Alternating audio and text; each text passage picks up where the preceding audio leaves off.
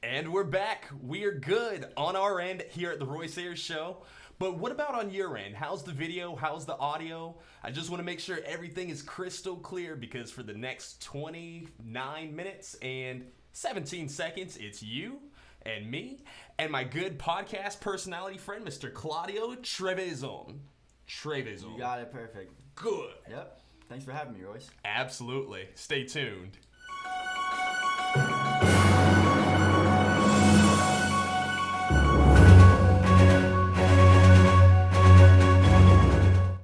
Hi, yes, and meow. Welcome to the Royce Ayers Show. I'll be your host, Mr. Royce Ashcroft. You're tuned into our weekday vegan broadcast that we do to have an open discussion about the vegan lifestyle.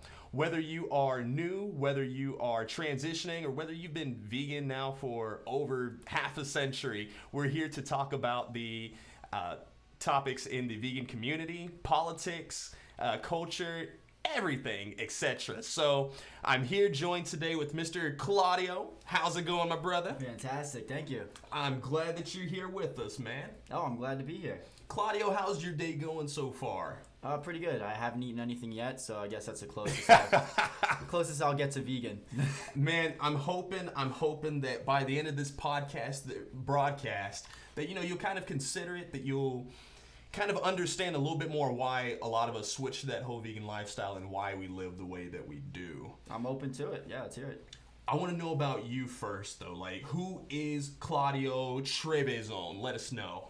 All right, so I am still young, still don't know what the hell I want to do. In college, just turned 21, going into my senior year, and really just trying to figure out what I want to do, which I'm thinking is leaning towards psychology and going into that realm. But I love anything to do with the mind, health, from the mental aspect all the way to the physical aspect, including fitness. And then I also love public speaking and talk shows and radio shows and podcasts, and those are my hobbies. I love it, man. I love what you're doing. I love the fact that we're doing the same thing right now, literally. Yeah. We've started our own little indie shows. You do how often do you record for your podcast? So I had a lot of episodes, but the problem was you're only able to syndicate out a certain amount, right? They only give you a certain amount of storage, so I had to cut back significantly. So right now I have about 30 episodes recorded, but maybe only 20 out and available right now. I totally feel you, man. Yeah. Same thing even with this show. We bring people on every single weekday. I took a week off. Everybody's feeling just a little bit under the weather. And then as soon as I got better, our production company, they started feeling a little bit under the weather as well. So just kind of don't get sick, everybody. Kind of have to take a little break. We have some folks. Miss Karen is here with us. Hello, Karen. Glad you're here. For everybody who joins in with us, this is an interactive vegan talk show. So if you have any comments, questions, concerns at any time, please feel free to send them on in, okay? And we'll address them. So you say you're still figuring it out. Still figuring it out. 21 years old.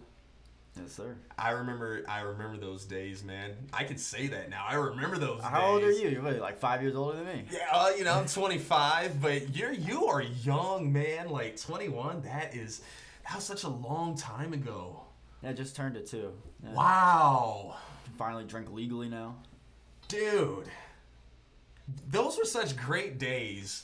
Do you ever go out and just party? To be honest, I probably partied more before I was 21. Now that it's legal, I'm like, no care to do this shit anymore. I don't want it anymore. Like, no need. That is funny. I waited until I was older, 21, and started doing things like, okay, now I can do it without getting in trouble. So here we go. And yeah, it was great. Exactly. Definitely had my fill with it, though. It's nothing that I want to go back to. A lot of people say, well, I feel 21, I'm 22. As you continue going it, as long as you are just passionate inside and you're still always looking to grow and, work on yourself, work on things, each age, you're just going to embrace it fully. Oh, I'm excited. Like, even though, I'm 21 and normally it would seem like, okay, that's the last birthday that's, like, exciting to look forward to. My whole life ahead of me, just figuring out what I want to do is exciting to me. So I'm super excited for each year that goes by.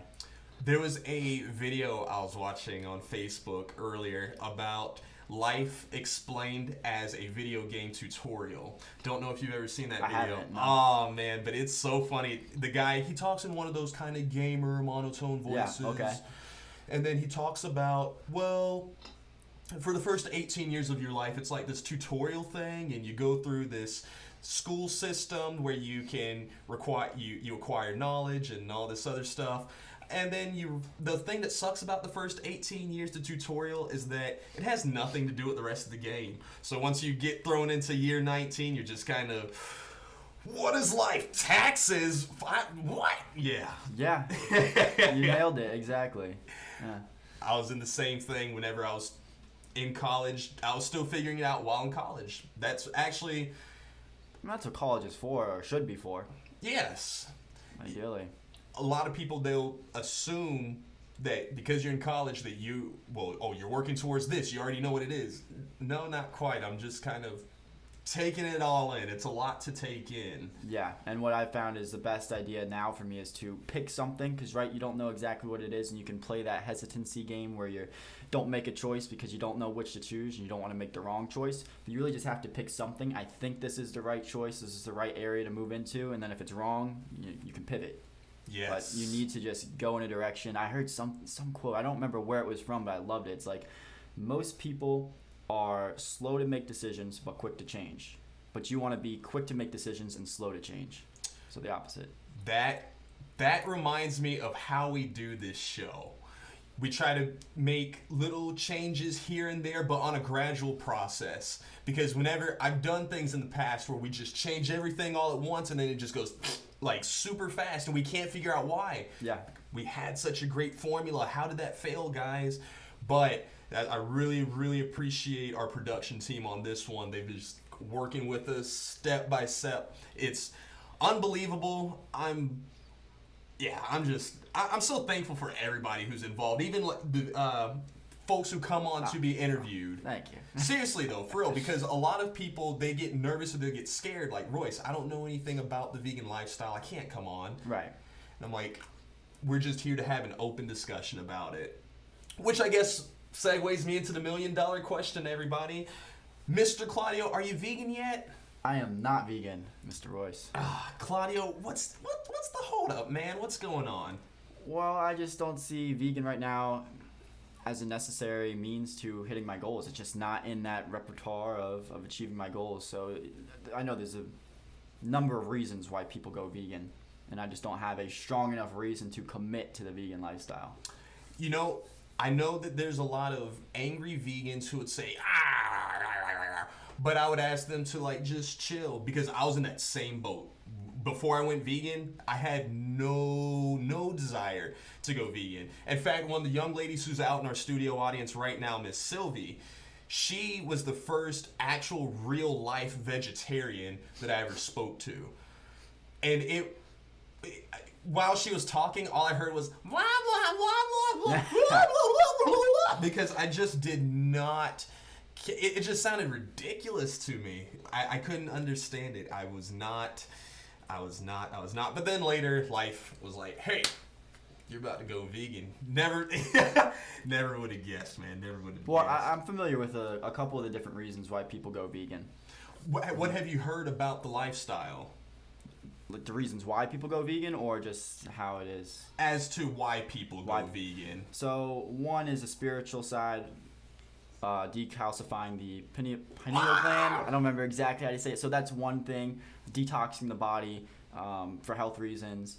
And then the other is for obviously people who don't like hurting animals and the butchering and killing all the animals for meat. So one side is for mental clarity, one side is for saving off the animals. I think it's beautiful that you already know that, because it doesn't surprise me, but it does make me want to just have that open conversation whenever I meet vegans who are already vegan, but they heard about maybe just one of those aspects. They heard about what's going on with the animals, and that's, so if that's enough for them to make that switch, great, cool. But they don't hear about the other things, so they miss out on the health. Their diet starts to deteriorate because they're not A lot of them, I like to call them just junk food vegans. They're eating all of your processed vegan foods. They're not getting your actual plant-based whole foods in their diet. So, you kind of just start seeing them slip. But one of my big things with the whole vegan lifestyle is the environment. Because if you look at how much we are actually hurting the environment with factory farming specifically, I like to think of our dollar counts as a vote. Have you ever heard anybody use that quote or anything? I have not. That's the way I like to think of it. Whenever you put your money towards something, then you're saying, yes, I am okay with this, or no, I'm not okay. And I just have so many people in my life who talk about that they don't like political corruption, that they don't like a lot of the negative things that are going on in society, but how can they change them? Oh, there's nothing that we can do. Actually, there's everything that you can do, and it literally, peace starts on your plate. We have some more folks who are joined in with us. Glad you all are here. Miss Karen, she's asking, have you tried any vegan food at all? Yeah, I have. At the, I forget, what was it called? That event that you host on Thursday nights? Oh, the Vinyl Arts Bar, yeah, yes. So I had the vegan empanada there. And I've tried vegan for like 4 days and such here and there. How did that experience go for you? It was tough. It's definitely tough. One, going to the grocery store and figuring out what you can eat and what you cannot. You really have to look at the labels. It's expensive because, in my opinion, if you're going to go vegan for health reasons, you might as well eat organic food. Why else? I mean, you're still going to get the chemicals if you're eating lettuce and you're eating vegetables. But if it's not organic, I mean, it's basically just as bad for you as anything else that's processed. Is my view. I could be wrong. Well, I like to think of it kind of as that whole gradual thing, like how we're doing with the show, the quote that she had brought up. You can jump into it cold turkey. Some people's mindsets, that's just the way that they function. And whether or not that's the most productive route, that's on them. They'll figure it out. But if you take those gradual steps, if it starts with the mindset saying, okay, I'm going to make that change for the better. I'm willing to grow and just be kind of open-minded to new ideas, because it is definitely a new idea. I always saw it as weird. I didn't want to touch it, but I'm so happy that I did. Not just for myself, but for everybody and everything around me. You really start to see just kind of that connectedness, how everything literally is just connected. And whenever we talk about things that are happening in politics and in the government, you'll see these things start to change. Different policies will go the way that, singers always sing about. Michael Jackson. I'm starting with The Man in the Mirror. Yeah. He's one of my favorites. But if you really listen to that song, you really get that message. It's like just from everything. But how long ago was that time that you tried the 4 days? And let's see, maybe about 4 months ago. 4 months ago? Yeah. Did you have anybody else doing it with you? Or No, just did it on my own. Yeah. What compelled you to start? For healthier skin. See, so I have, I get this, it sucks, so annoying. It's called seborrheic dermatitis, and they say there's no cure for it. They can only treat it with certain things. So trying to figure out like what exactly inflames it. Go online, and I saw one person who said vegan, and that helped it. But it's very anecdotal evidence though from what I saw online, because when they said that the vegan cured it, I would also see some comments that said, hey, this lifestyle made it worse for me. So for some people it works and some people it doesn't, which is why I think vegan lifestyle, it's a great thing, but it's not for everybody. Because at the same time, I've also heard where you could say, well, it's the meat that's causing basically what it is an overactive immune system that causes it. And you could say, okay, well, it's the meat or the other processed foods. But at the same time, psoriasis, which is a step level above what I have, was cured by this guy who did a carnivore diet. So just meat, can only eat meat. And that cured his psoriasis, his daughter's depression, a lot of things, which she had very severe depression. So I think different diets work for different people. It's really interesting that you say that, because I have a viewpoint that might not represent the rest of the vegan community all the same. Because a lot of them, if you look at it from from just a purely logical standpoint, whenever it comes to the amount of resources it takes, the amount of energy, the amount of pollution that just eating, a carnivorous, a meat or dairy diet actually entails, then, it just makes sense to go the other way. But whenever we do talk about that there are certain people that, are not meant for that diet, I do feel that just in this world, we have balance with everything. Yeah, absolutely. And I, personally believe that there are some people who they should go on the vegan lifestyle, but, they might not mentally, it might not be for them. And I usually say because, I don't know, once you start putting in those live good enzymes, you start to, what comes out, what goes in must come out. You reap what you sow. So there's just some people that I feel want to do harm. And I'm not saying that you're one of those people that want to do harm. But whenever there are people, I've met one other guy who's like, yeah, man, I'm not for you vegans, like everything you stand for. He was just not having it. But he did mention that he, feels better on his all meat diet, and that's what works for his family, and that's what he continues, even though it was weird because then his daughter posted some stuff about that she's having high cholesterol and she's younger than I am. So it was like, dude. But we got more folks coming on in. Dr. Dale, glad to have you here with us as well. What kind of main topics do you normally talk about on your podcast? Oh, well, it's all over the place because I interview different people because I like to get different perspectives. So we had you on one episode, which is fantastic, and we went all over the place. But we talk a lot about what you do and a lot of different people in different careers and how they got to where they are, and just different psychological, philosophical debates, etc. So I've had free divers, people who free dive with sharks, so no oxygen tank, just out there petting bull sharks and everything. So I've had them on and found out, okay, wow, sharks really don't bite people, and you can even swim with alligators too. So kind of uncovering some of the myths, figuring out. I've interviewed people who had like a corporate job at first and then switched over to entrepreneurship, and how they did that, how did they actually make it work, what social media strategies literally work, and then also to the psychology side from stuff like, does evil exist, does free will exist, so all over the place, but that sums it up.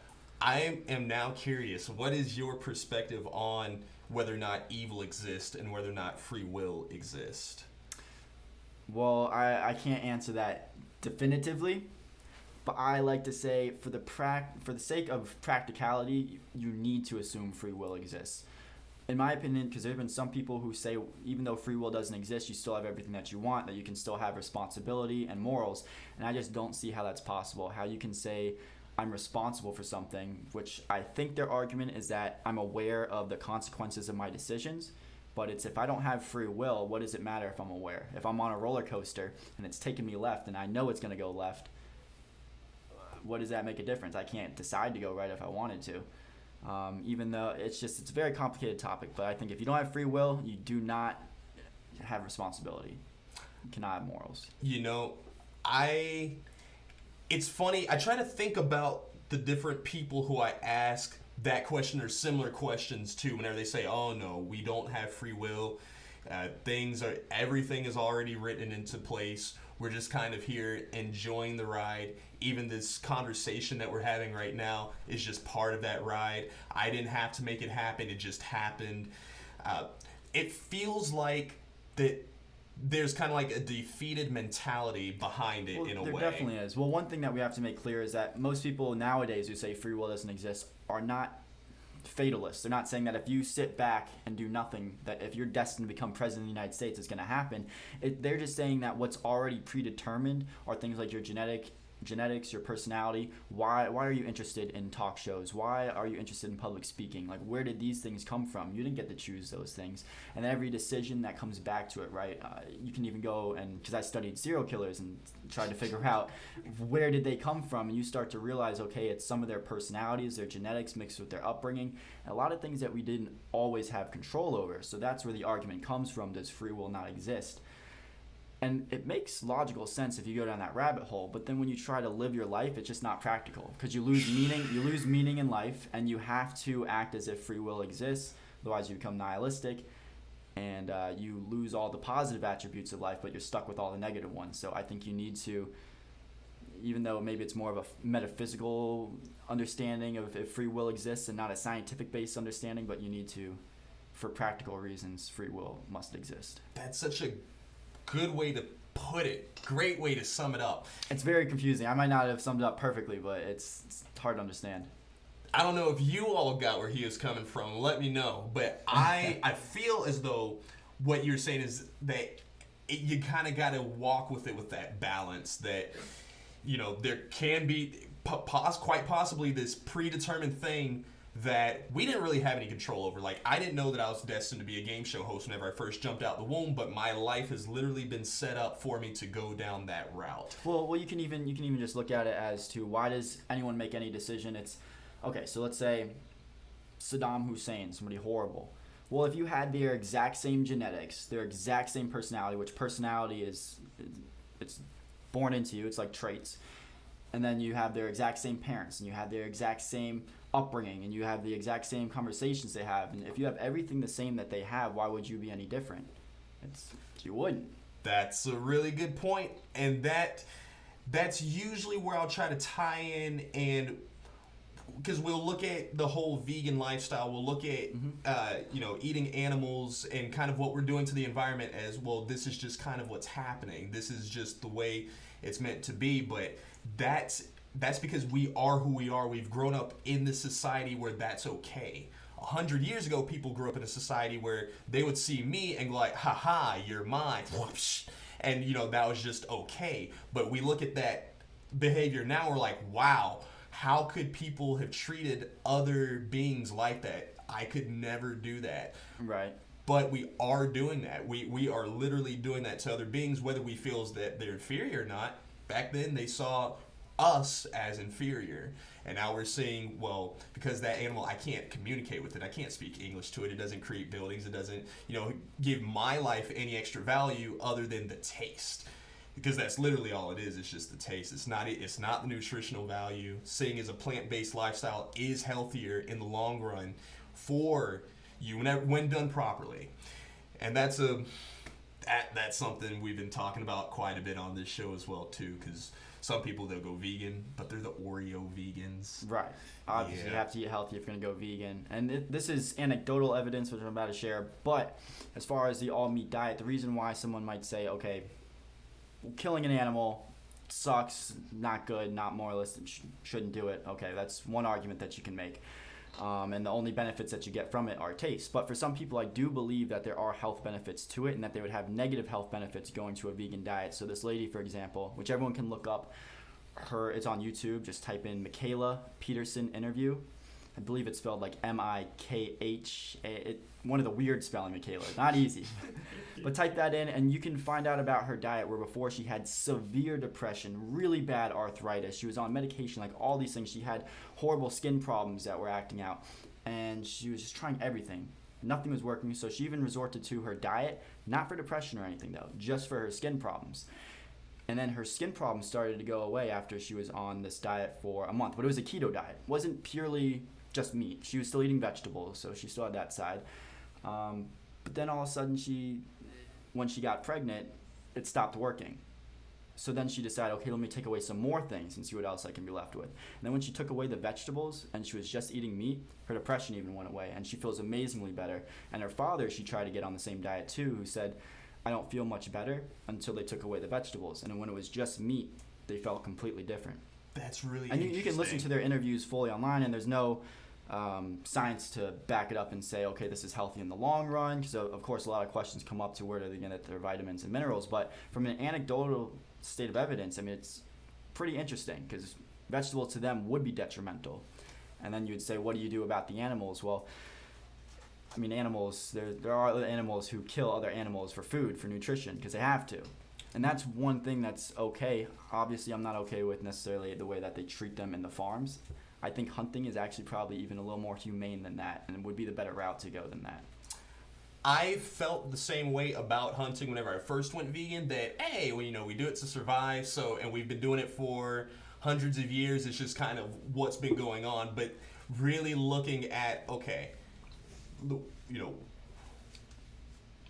how's this earth going to, well, the earth is going to survive with or without us. Yeah. I would prefer with us, of course. I enjoy living here, and I would love for my offspring and their offspring and everybody just to have like that, a really beautiful paradise to live in. Mm-hmm. I do like to dream of that. There's a lot of people who dream of bad things happening, like, oh, it's just all going to chaos. I'm like, well, you're choosing to focus on that. But I think it's really awesome that you're going into psychology, because we've talked about this in the vegan community quite a bit. Whenever we talk about some of the health benefits that we've been receiving from a vegan lifestyle, a lot of it, we understand that our minds are programmed. Mm-hmm. The way all of our decisions that we make, things that we want to do, it is programmed in there. So a lot of my friends, the ones who have tried to switch to a vegan lifestyle, would say, well, I can't because I'm not getting things I need. I'm not, I feel weak or things. These are also people that have been hanging around nothing but carnivorous folk. So whenever I first went vegan and I told my roommates, hey, I'm going to switch to a good, to the vegan lifestyle, immediately got opposition. And they said, no, it wouldn't work. You're going to, you're going to die. You're going to get sick, all these things. Mm-hmm. And I believed them, so I went back to eating meat. But whenever I actually went back vegan one more time, and the first bit of information I started getting was, well, you're going to, your body's going to be healed of a lot of these things, cleansing, this is going to happen, and those things, I was like, yeah, okay, that sounds good. Other people started saying, well, you're going to start losing weight, and that, in the long run, I was like, okay, yeah, I accept that. Yeah. I felt as though my mind accepted that, and that's exactly what played out. Once I started kind of noticing a pattern, it was like, this is actually working for me. I'm building muscle, I'm, getting more energy, waking up early, doing the things that I'm supposed to be doing, then it's just started to flow. Yeah. So it's just kind of, what is your energy source, I guess, so to say, is, if you're going to go that route, study psychology, I think that'd be really interesting. No, I get what I've heard that one too, where it's, when you slaughter the animals and you eat them, you're eating their bad energy because they were killed and they were tortured right before in fear or whatever it was. And then you're getting that bad energy. So I've heard that route too.